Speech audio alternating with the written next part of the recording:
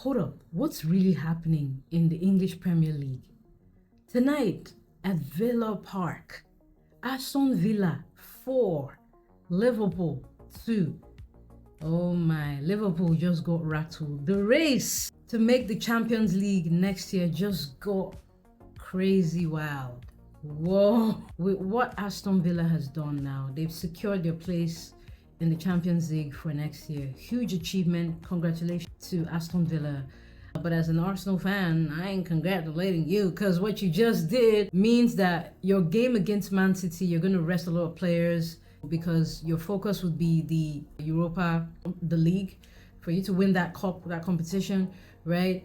But for Liverpool, this is just a shocker, because you would expect Liverpool to take this game seriously, because everything would be riding on this game. For them to have a very comfortable position in achieving or securing a place in the Champions League for next year.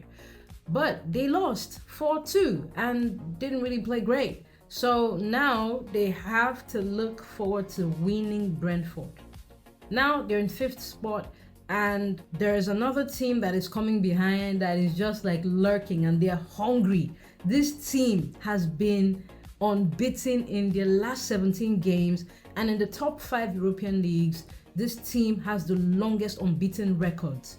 8 wins, 8 draws, ladies and gentlemen, Bournemouth. And that's where Arsenal fans can see something exciting, where they can look at Man City dropping points. Of course, while Arsenal fans will be focused on winning your games, you need to beat Burnley, you need to beat Crystal Palace regardless.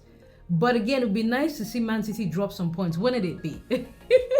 Won't it? Right? So with Bournemouth coming and having that belief that for the first time in their history, they can qualify for the Champions League, they're going to put everything on that Man City game. And with their fantastic unbeaten record, it looks like they're going to take points out of Man City's basket. It's not in their basket yet, but they're going to take points for themselves in that game. If they do not win that game, most likely they will draw that game. But football, anything can happen, and they could actually lose that game. But they're going to be playing at home. Man City is coming to their home, so there's a home advantage. There's that drive to do something that has never been done before in the club and make history.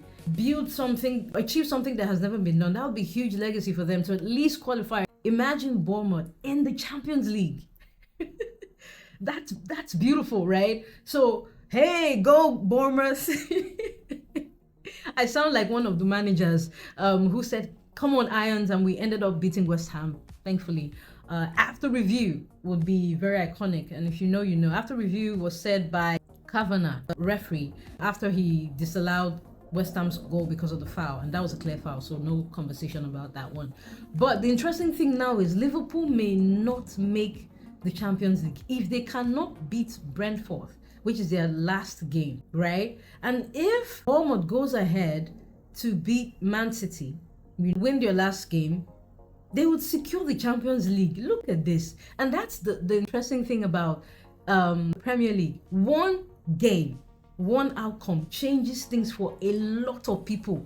It becomes motivation, it becomes inspiration, it becomes, okay, we have nothing to lose. It becomes, okay, I'll rotate players, which is the case of Aston Villa.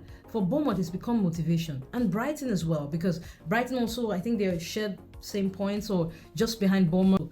But it's exciting to see what's going on now, just based on today's game, and how that feeds into Man City's path to winning the Premier League this season, or Arsenal's path to winning it this season. And I hope it favors Arsenal. You know what's up? But this is really interesting. Tell me what you think. Do you think that Liverpool, against all odds, will beat Brentford? Brentford has had a great form, but they're beatable, right? Or is it a case where Liverpool will draw points there? You think that Liverpool can actually turn things around and qualify again for the Champions League next season? Or do you think Bournemouth is going to make history for the first time in their club history and qualify for the Champions League? Let me know your thoughts in your comments. Also, let me know what you think the game does for Man City and what it does for Arsenal. Love for the love. Bless.